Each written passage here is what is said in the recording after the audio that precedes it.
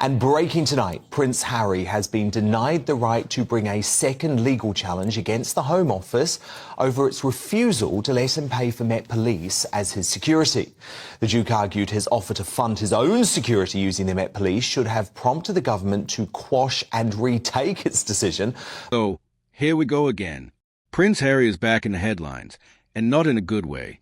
This time, it's because the High Court has officially shut down his latest attempt to secure police protection in the UK, even if it's willing to foot the bill.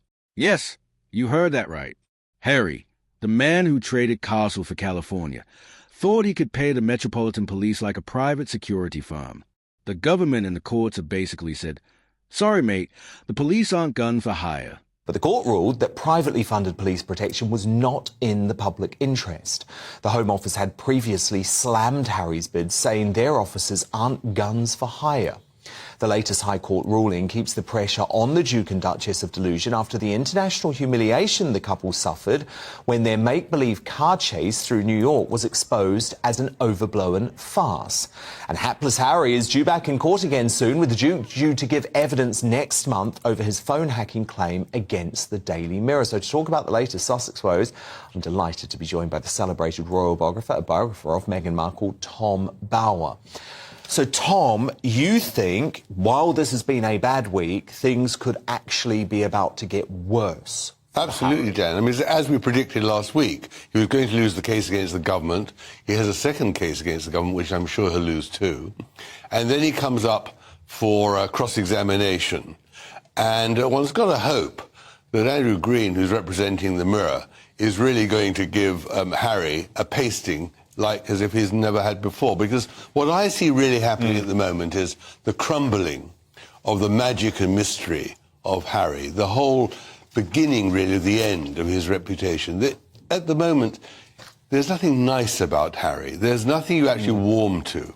He's sort of a cliche of a ghost of something quite unpleasant. And that hysterical outburst in New York just showed, really, how the man has become somewhat unbalanced because, you know, this was a rather tawdry award. It wasn't any award of any importance. It's all done to up the glory of Meghan and make Gloria Steinem, an ancient relic, quite self-important as well. And they go out the back entrance. And what's really interesting about that car chase is, I don't know if you follow this, but the same agency that was mounted this ridiculous chase. Are the same agency who Meghan was cooperating with in California on Coronation Day for that hiking shot. So it seems to me that somehow Backgrid got angry that they weren't being given the opportunities to do the right photographs at the award ceremony in New York, and then decided they were going to get their own back because it didn't make sense, had enough pictures of Meghan and Harry. And the whole thing is so tawdry.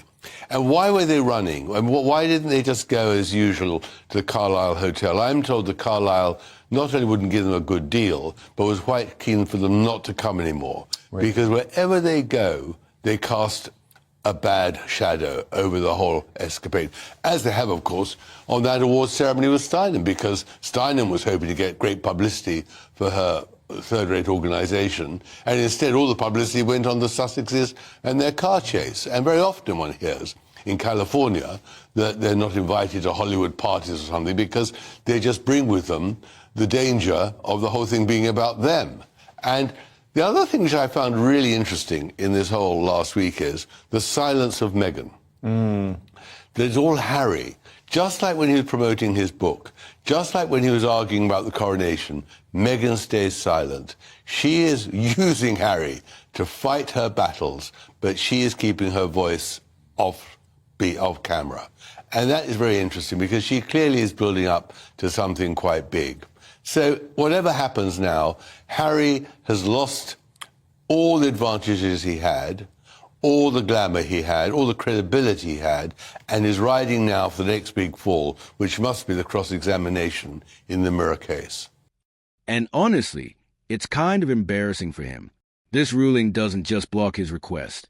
It publicly reinforces the idea that Harry doesn't understand the difference between a taxpayer-funded service and a personal concierge. It's another bruise on his already battered image. But as royal biographer Tom Bower points out, this is just the beginning. Harry's got another court date looming, this time against the Daily Mirror over alleged phone hacking. And if Bauer's predictions are right, Harry's about to face the toughest cross-examination of his life. Forget the friendly Oprah sofa treatment.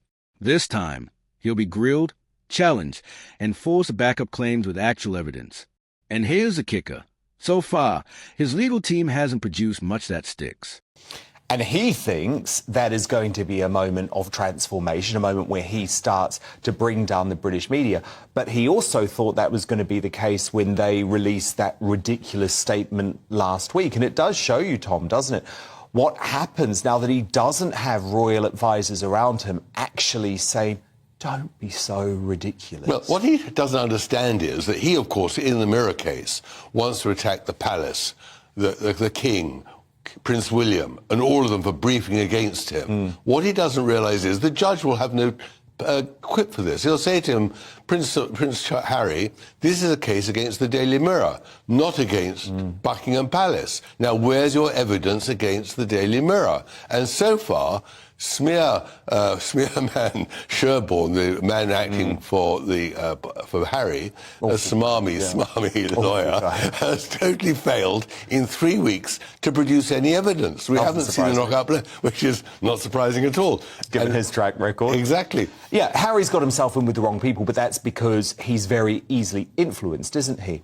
Now, look, 5th-year wedding anniversary for Harry and Meghan seems incredibly unhappy. I mean, neither of these two are happy. Meghan has never been happy. Harry certainly hasn't been happy since he moved to Montecito.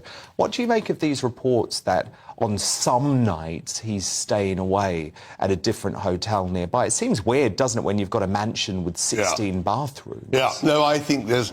You see, the people who reported that were clearly in a battle with Harry. I mean, what's happening really is, which everyone should know, there's a briefing war going on. There's a briefing war about Harry, a briefing war about Andrew, a briefing war in favour of Princess Anne, all the time. And papers are very keen, rightly, to want to reflect all those stories. But I find it very hard to believe that he's hiding away in a hotel room. After all, he's got a cottage on that estate.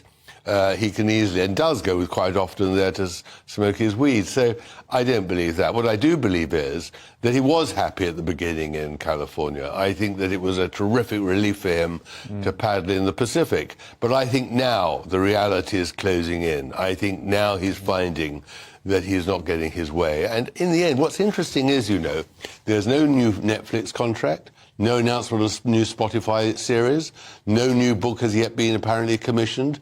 What are they going to do? Where's the money going to come from? Apparently, Meghan's getting another award this week, another spurious made-up award. That's it.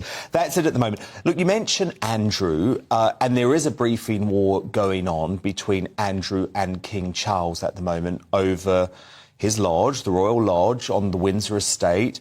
Andrew doesn't want to leave. Does the King just need to toughen up here, or should he let his brother stay at the house that the Queen said he would be in for the rest, the late Queen, that is, said that he would be in for the rest of his life? Well, I think that he can't afford it. That's Andrew's problem. It's going to cost more than $1 million a year. Which Charles knows. Which Charles knows. And he says, I'm not letting public money be spent on keeping you one man in this vast mansion. Frogmore is big enough for you. But, of course, what Andrew is doing, he's got a very, very shrewd, clever publicist in London who is feeding the Telegraph and other papers all this sob story, and how tomorrow I think the Mail's got a story about how Andrew is being sent food parcels from Windsor, which doesn't look like the King is angry with him. But that's not the point. The point is, of course, he'll eventually leave. But, you know, he doesn't understand reality, never has understood. And the King, of course, played it badly. He played it badly with Harry, he played it badly with Andrew. And that's the problem. He just doesn't clamp down on them hard enough. It's not just Harry under the microscope. Bauer points out that there's a wider briefing war going on inside the royal family, too. Prince Andrew doesn't want to leave his lavish royal lodge, but King Charles doesn't want taxpayers funding it. The late Queen apparently promised Andrew he could stay for life, but Charles is tightening the purse strings. Andrew's camp is leaking sob stories to press, while Charles looks like the bad guy. Sound familiar? The same thing is happening with Harry. Different players, same game. Leaks, counter-leaks, media manipulation. The monarchy isn't just battling scandals, it's battling internal PR wars. Here's where I land on all this. Harry's legal battles are starting to look desperate. His reputation is unraveling faster than he realizes. Meghan's silence isn't passive, it's preparation. And together, they're not a fairy-tale couple. They're a brand in crisis, scrambling to stay relevant. Tom Bower's warning is clear. Meghan's about to launch her next big play. And when she does, it won't just be about her. It'll drag the monarchy back into the storm. The question is whether the public will buy it again, or whether the Sussex strategy has finally worn thin. Because at the end of the day, privacy isn't what they are chasing. Power is. And if the past few years have shown us anything, it's that the battle between Harry, Meghan, and the monarchy is far from over.